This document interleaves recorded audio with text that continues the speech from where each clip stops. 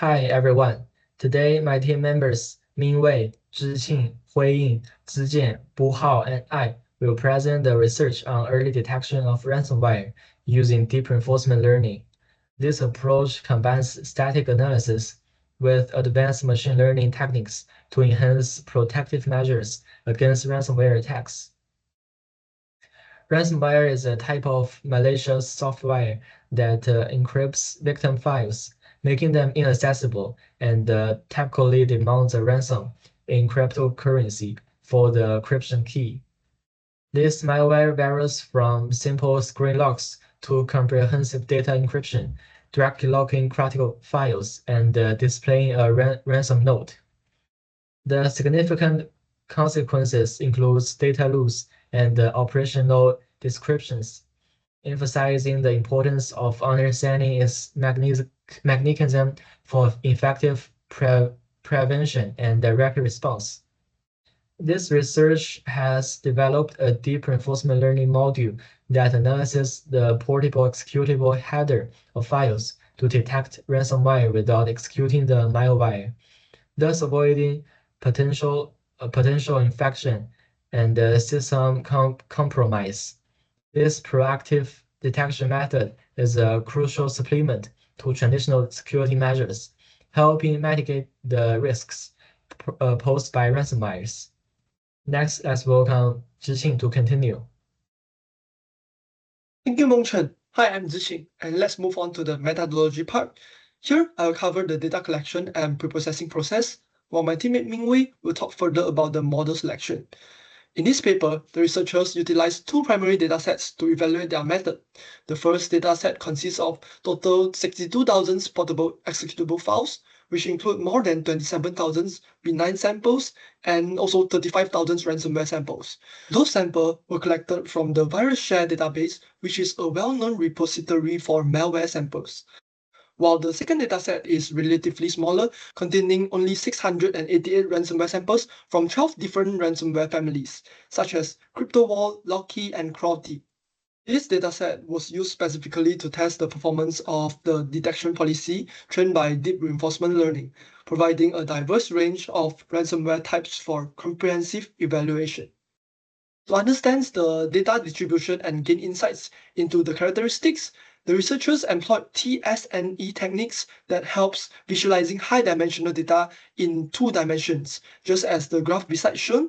This not only reveals the overlaps between ransomware and benign samples, also it do highlights the existence of significant intra-class variations.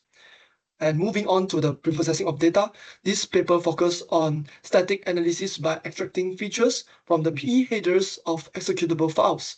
This approach is particularly important because it avoids the risk associated with executing potentially harmful ransomware samples. While byte sequence analysis were also done here to derive features from the raw byte sequence in the PE headers.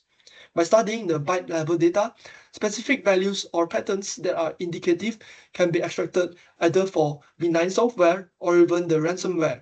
Lastly is the data transformation. This typically involves normalizing data, handling missing values, and also ensuring that the feature vectors are consistent in size and structure so that extracted features will transform into a format suitable for our machine learning model. Now, let's have a closer look on the P header and what can we obtain from that. P header consists of several elements, including the DOS header, P signature, COF header, section header, and even the optional header.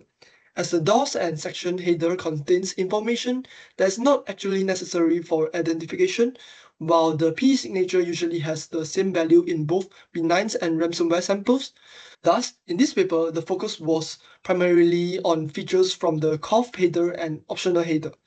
Through correlation analysis, the researchers have selected 14 relevant features using PE file, which is a Python module for reverse engineering. And for example, the feature ITRVA typically has a value of 4096 in benign files, whereas in its ransomware sample, it either will have a value of 0 or a significantly different value. By leveraging the static characteristic of P headers, the researchers could effectively identify ransomware without the need of execution, ensuring a safe and efficient detection process. Now I'll pass the stage for Mingwei to talk about the model. Hello everyone, I am Mingwei.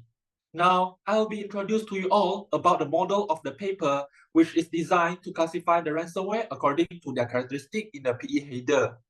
This research used reinforcement learning in classification due to the algorithm's data learning and decision-making ability.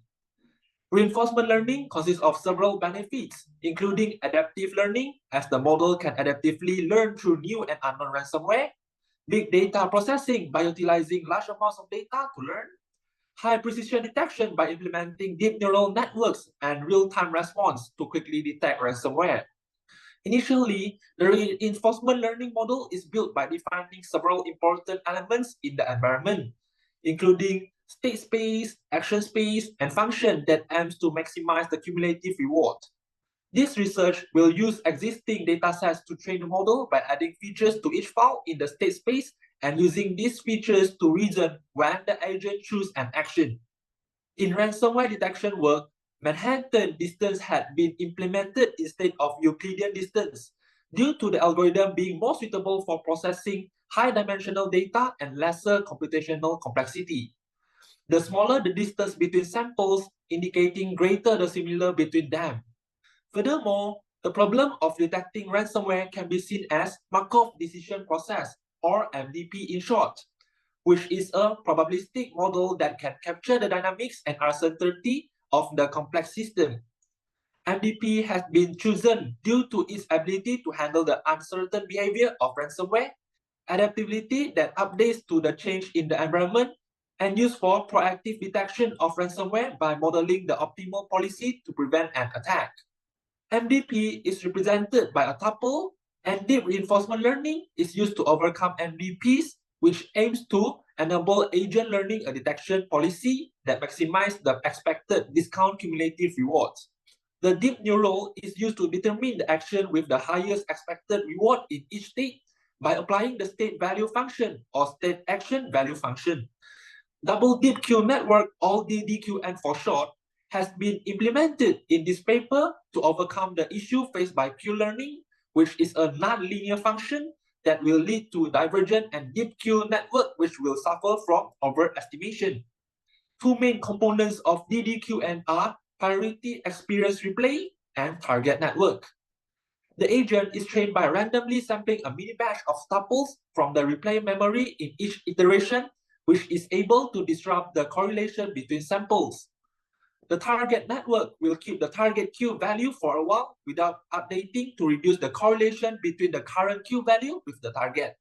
Therefore, there are two networks will be implemented in DDQN, which are the main network and the target network. Both of the networks use mainnet serves, which is a fully connected network, but the update frequency is unsynchronized to address the correlation between the data and network training.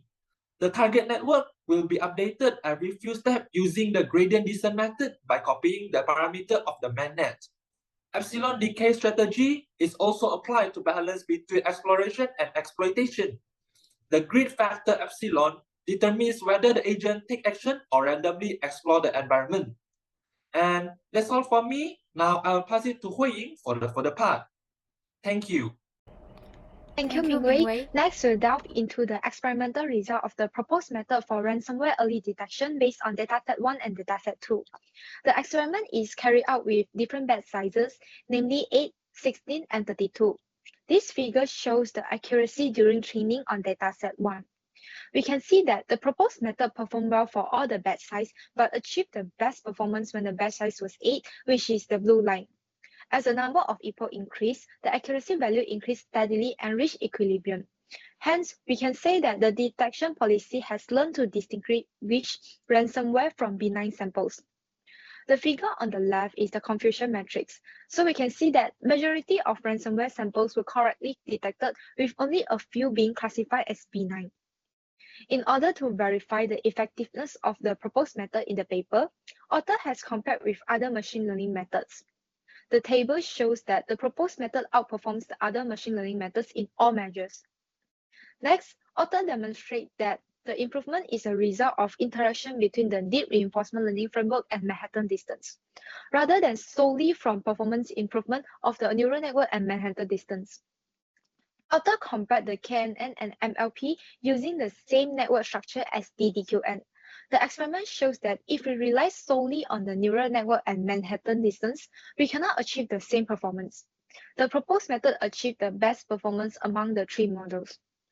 To verify whether Bitcoin address is the key distinguishing factor between benign and ransomware, another experiment is conducted using only Bitcoin address and PE headers. From the figure, using only Bitcoin address as a feature does not perform well in detecting ransomware because this address also exists in benign cases. A ransomware static detection system based on deep reinforcement learning using PE headers was designed to verify the effectiveness of the proposed method on dataset 2. The table shows comparison result between proposed method and other machine learning model. To develop a ransomware detection model that can identify and categorize new malware strain in real time, the research actually proposed a lightweight network model that can be quickly updated to address the rapid growth of ransomware variants. Additionally, they employ the GPU to accelerate the detection process. The average detection time is approximately 0.017 seconds, which actually satisfies the requirement of early detection. All in all, even comparing to the previous related work, this model outperformed all other work in all evaluation metrics. So that is all for the experimental result. Now I'll pass to Zijian to share about our personal insight and research significance. Thanks, Hui. I'm Zijian.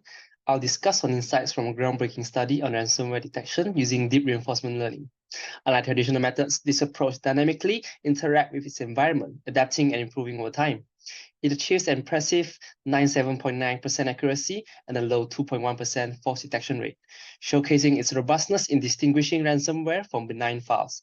Compared with conventional algorithms like knife Bayes and SVM, as well as deep learning methods such as MLP and KNN, this approach consistently outperforms thanks to its unique framework and the integration of Manhattan distance. Moreover, they address the challenge of model drift by employing a lightweight network that updates swiftly to combat new ransom variants, ensuring sustained effectiveness. Furthermore, this research introduces a state-of-the-art approach to ransomware detection through deep reinforcement learning, marking a significant leap forward in cybersecurity. Its high accuracy and efficiency enhance organizational security against ransomware threats, offering rapid detection times averaging just 0.017 seconds, making it highly practical for deployment in real systems. By utilizing two distinct datasets for training and testing, the method ensures robustness and reliability. This framework not only strengthens current security measures, but also sets the stage for future advancement in zero-day detection and sophisticated ransomware classification techniques. Thank you, Zijian. I'm Bu Hao. Today, I will discuss the key challenges we face in the early detection of ransomware using deep reinforcement learning. Ransomware can evolve and change rapidly over time. The presentation is a moving target for detection system. Traditional machine learning models like SVM or decision tree struggle to adapt to this change.